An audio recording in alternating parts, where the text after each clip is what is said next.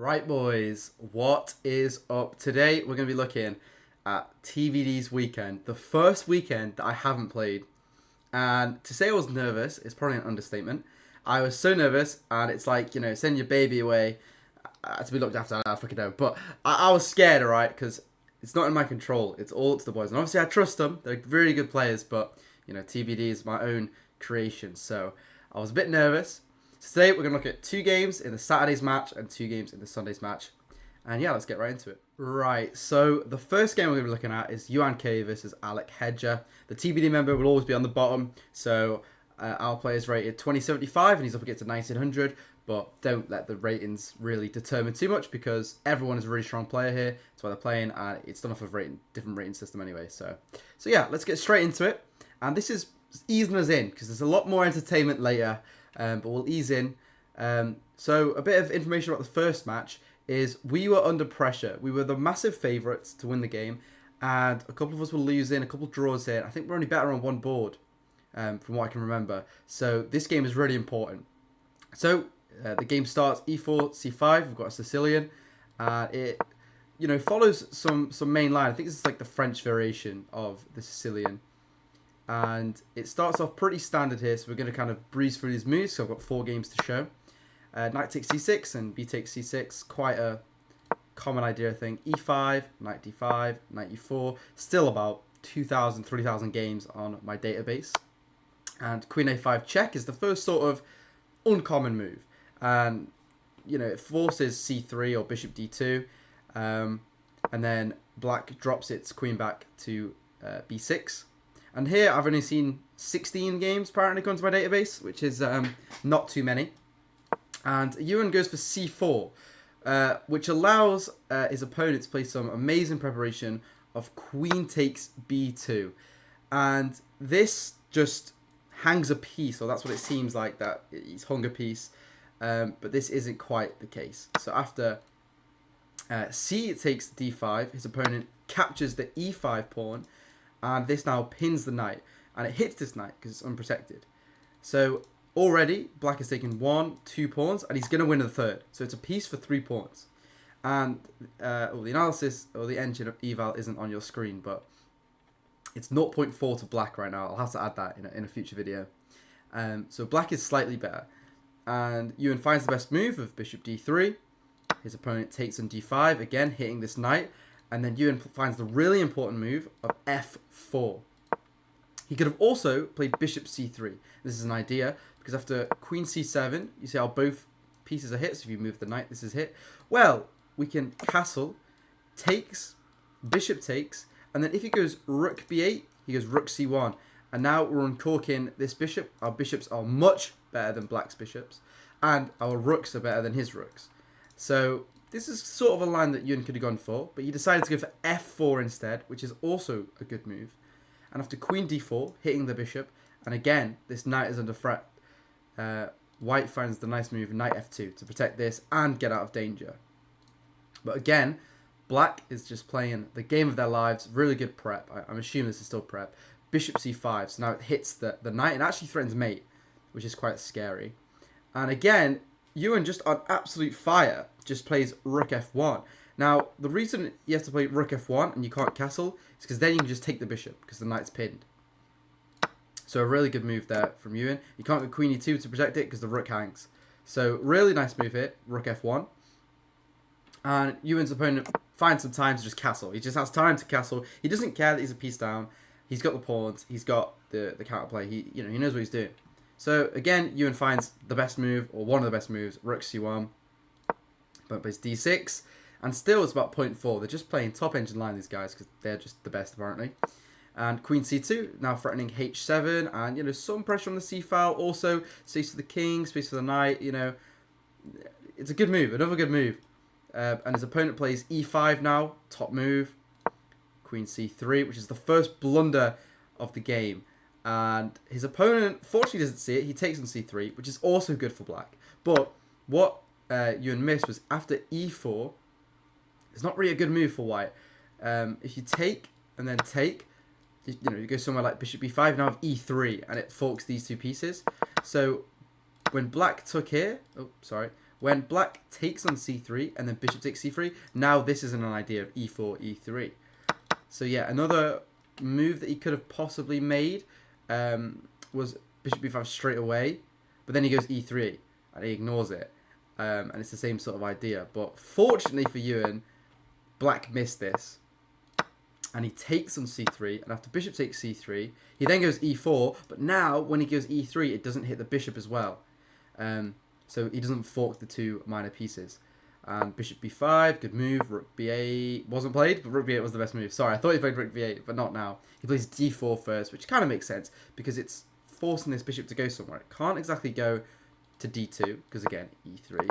And does it really want to be on b2? You know, I wouldn't think so. This, you know, sort of forks the, or x-rays, I think it's called, the two bishops. So, bishop a1, you don't want your bishop on a1. That's the worst square on the board. You know, these four corners, the worst squares on the board. So, Ewan has to figure something out now. Does it go to a5? But this also feels a bit shaky. You know, maybe rook b8, rook dropping in here. It's getting a bit shaky. Well, Ewan finds this really nice resource of knight takes e4.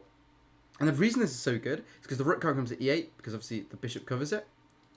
And after d takes c3, Ewan can just take on c3, and now it's a pretty equal game. So black is a pawn up, but its bishop is inactive, this rook is inactive. The king is safer though. That is what we have to remember. The king is safer. But I think Ewan is just winning one of these pawns. So the next moves are bishop e6, rook takes c5, bishop takes a2, and then rook f2. And now it's pretty drawish because this pawn can only promote if the right trade of pieces. So I think if both rooks come off, it might be winning for black. But we see a bishop e6, f5, bishop c8. You know, he's perfectly got rid of that bishop, because the point is this bishop can't come here, because I think you just go like rook b2, and then after bishop g6, you know, stuff like this, and you're winning this pawn. So yeah, bishop e6, f5, bishop c8, and now this bishop's terrible, and you're definitely winning this pawn. So after the great move, rook a2, bishop e7, g4, because you want to get this out of fire of the bishop. He then goes a6, bishop c4, h6. I'm not sure why this is thrown in, but I think it kind of makes sense stopping this being pushed. But then yeah, after king f2, rook f to c8, black offered a draw and Ewan took it. And the point being is, it's a draw. You know, this is what they're gonna get pretty much. And this is just an equal end game. Yeah, there's nothing white can do either, because there's no way to win the pawn and carry on, and there's nothing black can do because white can just force its hand. I mean, bishop takes here is, you know, you kind of keep hold of the pawn, but then I think my king's just coming in.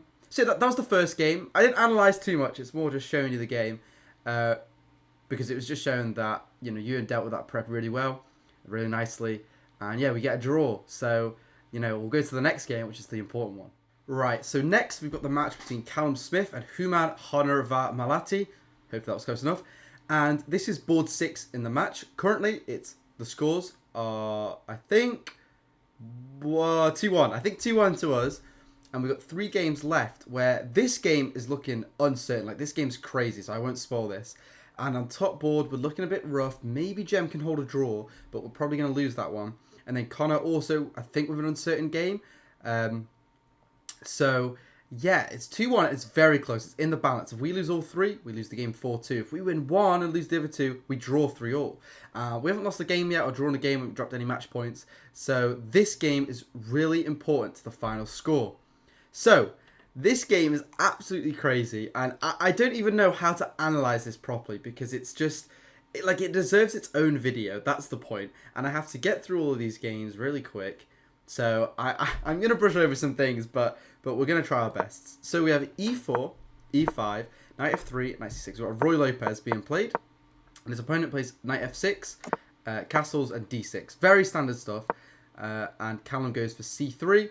And I'm going to kind of rush through the start until it gets a bit crazy. So bishop d7, rook e1. This is all, you know, relatively standard stuff. Relatively known stuff. d3 is a bit of a sideline, but this is kind of how I used to play these sorts of positions. Bishop g7, knight bd2. And the game sort of becomes a standstill. I think this is where we deviate. I think this is the first novelty is bishop e3. And this is where we sort of have a position where all pieces, all pawns are on the board, and now they have to find the right squares to put their pieces. So his opponent brings rook d8, which I'm not too sure is where this belongs, but it's fair enough. Queen d2, again improving. King h7, improves the king, protects his h6 pawn. And yeah, it's one of those games where it's a slow build-up, but eventually one side will strike and one side will break, and it'll be a very exciting game. So we've got rook a d1, knight a5, bishop c2, bishop e6. You know, it's slowly, you know, black is slowly starting to grab space, slowly coming forward, controlling these squares. You know, maybe c5, b5, b4. You know, these sorts of things are on the card. d5 and d4 are the main breaks in the position. And Callum goes queen c1, probably to get out of this line of fire of the rook. We go knight d7, d4, and now f5. Boom! That's why the knights come back. And now we see this pawn can take this pawn, this pawn can take this pawn, but also this pawn can take this pawn, this pawn can take this pawn. So it's a bit of a crazy position, but white is significantly better here. His pieces are much more controlled. They're much more in the center. This knight is poor. This bishop's not really staring at much. Maybe if I go d5, this bishop's a bit weak. And also, it's tied down to this h6 pawn. So, Callum pushes d5, we go bishop g8. And now, just aesthetically, you know, this position is a bit ugly for black. I mean, this knight's almost trapped. You know, if I've got my bishop on d3 and I play b4, the knight's trapped. But Callum takes on f5 first, top engine line, pawn takes, and then Callum goes queen b1. The first sort of mistake. What Callum should have done is go knight h4 to hit this pawn. And there's no way to defend this pawn. There's absolutely no way to defend this pawn. So one try would be e4, but then we go knight g3, and there's still no way to protect this pawn. And maybe Callum should have gone for this. And just, you know, once he takes this pawn's dropping, right? Because the rook and the queen can be b1 now. But Callum opts for queen b1 first, which isn't a bad move. It also hits the pawn. But the only problem is that when his opponent plays e4 now, there's no pressure on the pawn already. So for when he goes knight h4 now, it's like if he played before knight h4, e4, and then played queen b1. It wouldn't make too much sense because it's blocked off, right? And now Callum's trying to play knight g3, but his opponent can get out of this sort of pin, and he can go king h8. Sorry about that. He can go king h8. And now it's tricky because you can't actually win this pawn, because if you go to knight g3, I think he has f4. Maybe not. Engine says no. Engine says no because of this, I imagine. Or so, oh, like this, yeah. I mean, you know, this is a bit crazy. Yeah, I mean, this is a bit crazy. But, you know, it seems a bit better if you go knight g3. But after king h8, he goes f3. And again, actually, maybe even knight g3 was possible. I'm not too sure. But f3, yeah, it makes sense. He's trying to break through, trying to break. And his opponent plays the really nice move, bishop h7, which just protects all of this. And you're never really going to, like, move both of them so that this is ever a problem. Bishop h7 is a really good move. And Callum, I think, makes another mistake here. He goes knight d2. And then the engine evaluation goes from like plus 1.5 to equal pretty much because of this move. And his opponent finds out why. He goes queen h5. And the idea is this knight doesn't have any squares to go to. But he's not losing because you can protect it with g3. Unfortunately, Callum doesn't opt for this, which kind of makes sense. It's a bit of a scary move to play. You know, this knight's coming in, this pawn's weak. It's just not, you know, yeah, it's just not really aesthetic. So Callum takes on f5. He sacks the piece. His opponent says, thank you, I'll take that. And Callum says, right, but I've got 2 pawns now, and I've hit this. And also, b4, this knight's trap. So, Callum's opponent now plays bishop g4, and this hits the rook on d1. But Callum doesn't care, mate. He doesn't care about his rook. He plays b4. He breaks. He says, your knight's trapped. I'll take the 2 pieces for the rook any day of the week, mate. But his opponent then takes on c3, and this was the mistake of b4, is that this now pawn is completely undefended, and it's starting to look a bit rough here for Callum. The engine eval is +3 for black, or -3, I guess you should say. And yeah, now it's tricky because Callum is a piece down for a pawn. It wasn't like last game where it was a piece for 3 pawns and the initiative. He's just a piece down. So this is going to be really tough to turn around for Callum. So he takes the knight, and his opponent takes the pawn, which is a bit strange because I thought you'd just take the rook, or maybe, unless I'm missing something, I probably am. Okay, I mean, yeah, I guess, okay, and then you can take on b7. But even so, I mean, taking on a5, the bishop seems a bit out of the game, but it's not the end of the world. Callum then goes bishop e5 check, knight e5, and we go knight c4. He doesn't care about this rook. I keep telling you, he doesn't care about the rook, because now, if he takes the rook, he takes the bishop, queen g5, and then I think I can take this one. And, you know, it's not the end of the world. I think Callum's up material here. He's what, 2 pieces for a rook? I mean, yeah, you'd take that. I mean, there's a bit of pressure here.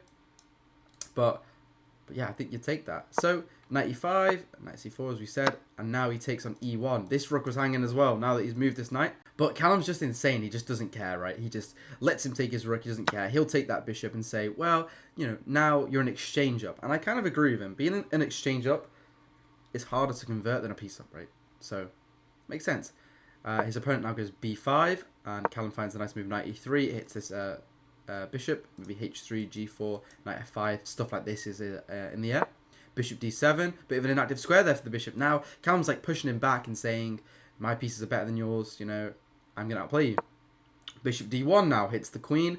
Queen h4, g3. You know, he's pushing the queen around. Now the queen's got to go all the way back, and it's just, you know, what's black doing? His pieces are getting a bit cramped here, running out of space. We go queen to b2, further in this pin, and now we see a massive trade of pieces in the center of the board.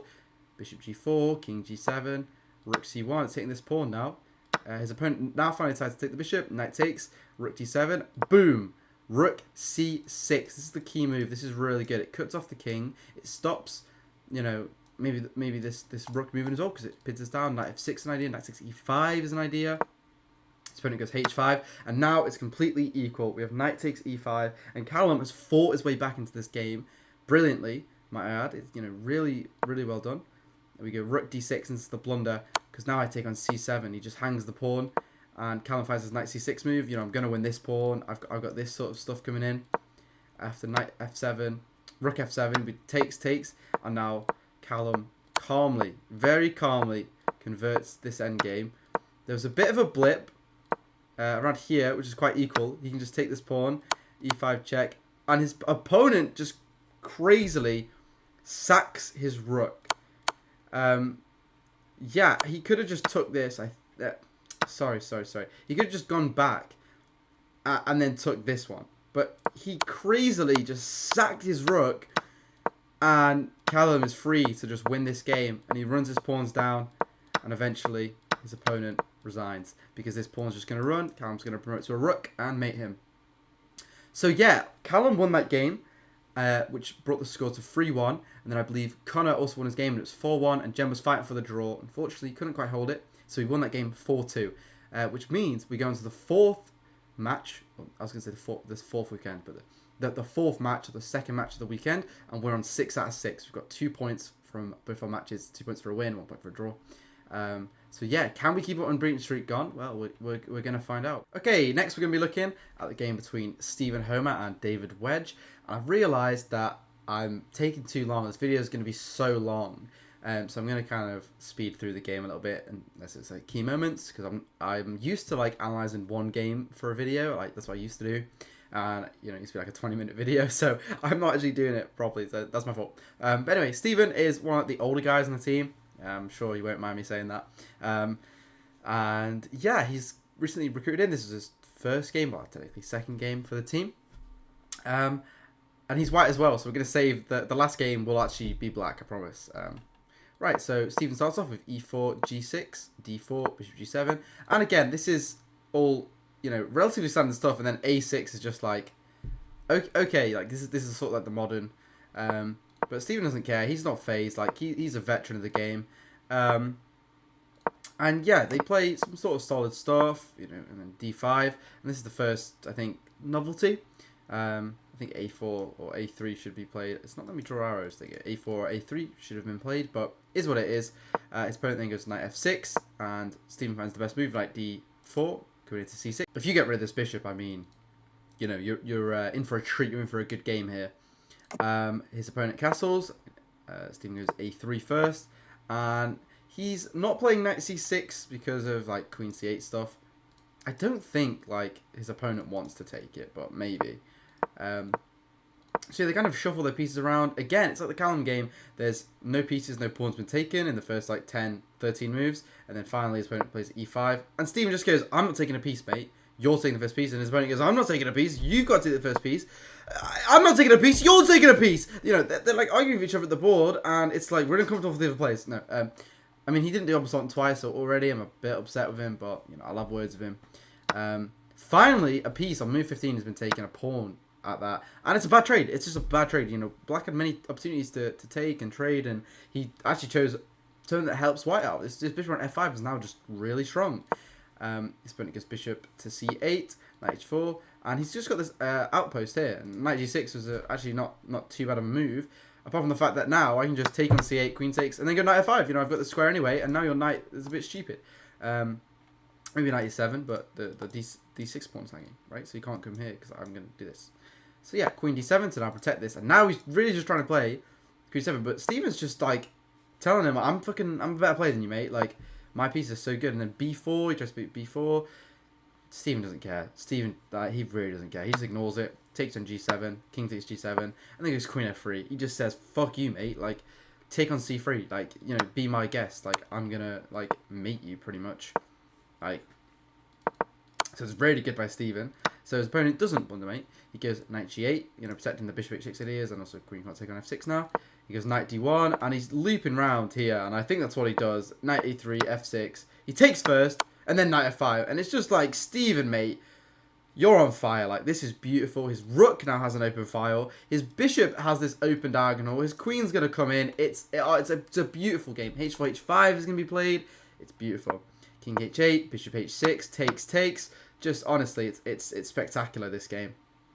Just a really good, nice attacking game. And he's like the oldest guy, and he's playing the most beautiful chess I've ever seen. It's, you know, don't believe everything you read on the internet, kids. What? Anyway, rook f8, rook a6. He's playing on both sides of the board now. He's locked up the center. He's playing on the king side. He's got an advantage there. And now he's using his advantage on the queen side. Okay, rook d8, rook f to h1, rook f to a1. What? Queen h3 now, and then Steven finds the only move to keep the advantage, which is knight f5. Kind of makes sense, because if you go to g4, I think he has this, which is, you know, a little trick. But yeah, knight f5, perfect. This d6 pawn is now hanging, and he doesn't decide to take yet. He goes, gets out line of fire with the rook, and goes king h1, and then he goes knight f4, and the reason you can't take it, again, is because the queen's hanging. So Steven doesn't fall for that, because he's not a schmuck. Like, this guy's good. He goes queen f1, and his opponent takes. He goes knight h5, and then finally Steven takes the pawn, and he's threatening a fork now to win an exchange. His opponent then goes rook a8.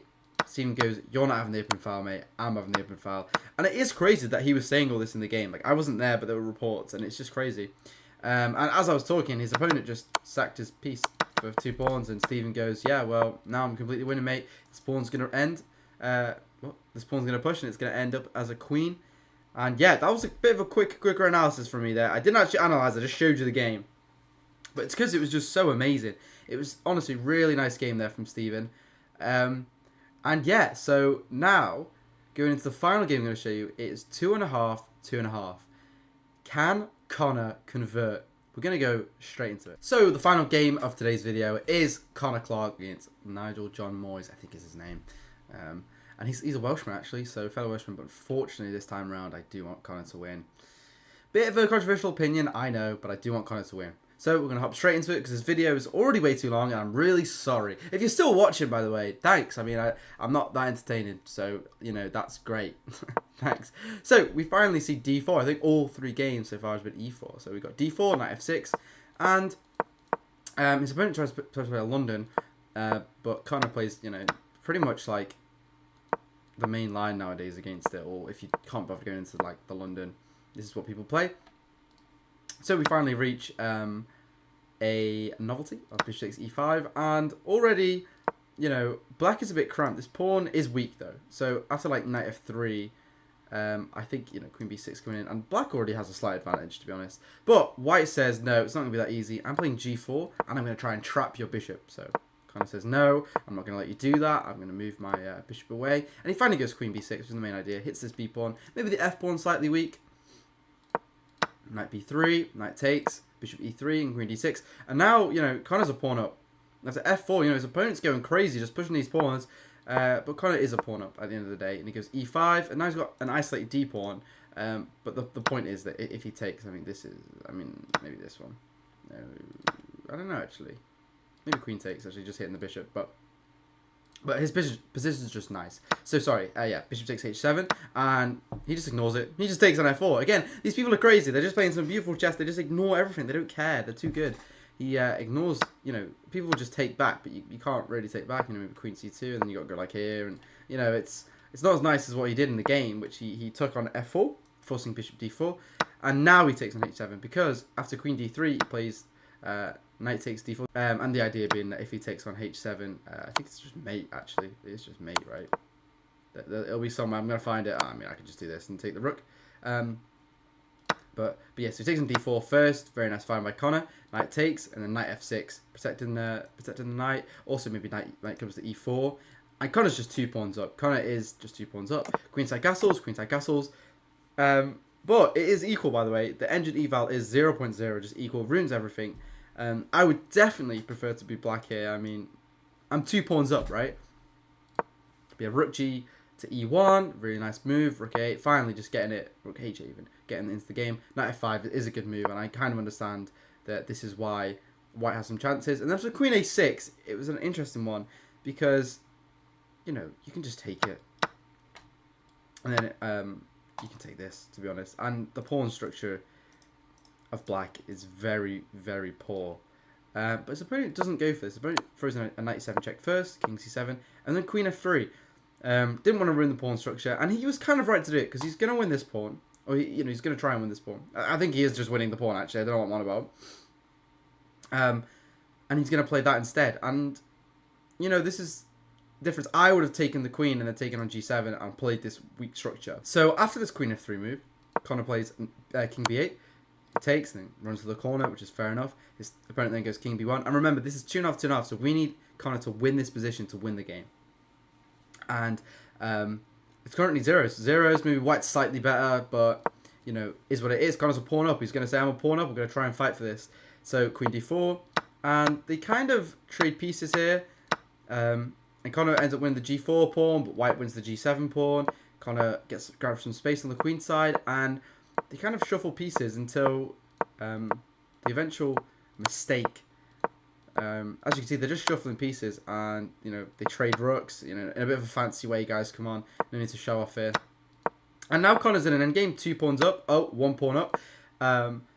And if he draws, we draw the game. So he needs to find a way to win this. But it's going to be extremely difficult for him because that pawn looks like he's about to lose it. And he actually sacks the pawn because if king takes, he goes knight d3, and takes here. So his opponent goes knight d5. He then goes king b7. He's got to bring this king in. He then goes knight d3 to protect the pawn. And now black's starting to ask questions like, well, I'm winning this pawn. This pawn's being protected now. How are you going to solve this endgame? This opponent goes b3. And this is a blunder because Connor has king c6. Asking white, where are you going to move this knight to? You've got no good squares. He takes the pawn. Connor takes back. He then goes knight e7. Connor runs this king in. He's going to run this king in, and he's going to take this pawn, maybe even this pawn. This knight's going to loop around. It's looking shaky for white now. Knight d5, king c5, knight c7, a5. A bit of a mistake because now it's harder to run the king in because the knight covers this square. But what Connor should have done is just go like king b6 and then run it up, like I said before. But a5, okay, it's not over, but now it's not winning. Now it's just he's slightly better and he's got to find a way to win. Luckily, his opponent blunders straight away and just lets him in. I think he was supposed to play a4, maybe, to stop it. Apparently not.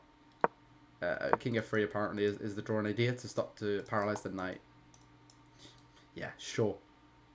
So he goes knight c6 check, king b5, and now finally Connor runs his king in, and he doesn't actually take. He plays a really nice move, grabs opposition, and yeah, wins that c3 pawn, and then finally his opponent resigns in this position, meaning that TBD won the match, 3.5, 2.5. So yeah, we're still unbeaten, which is really nice. The next weekend is Valentine's weekend, so I'm sure I'll be busy with a lot of women, because that's why I get women. And yeah, so I'm sure I'll be busy. But yeah, his opponent basically resigned because there's no good moves. I mean, king d7. I mean, I'm just going to take this first. I'm 3 pawns up. Like, I'm going to promote it eventually. Even just stuff like this. You know, what's going on here. Simple. You just push the pawn. Simple. So yeah, his opponent resigned. And again, a really nice game by Connor. He was under pressure. He was 2 pawns up, but he had to solve it because it wasn't as easy as he might have thought. Yeah, so we won the game. I appreciate you watching this video. I'm not sure if I'm cut out for the analysis type of videos. I think I need to definitely improve my analyzing. Maybe have some notes on the side. I don't know. But anyway, yeah, thank you very much for watching, and I'll see you in my next video, which might be looking at my tournament that I played this weekend. Anyway, thank you guys. I'll see you later.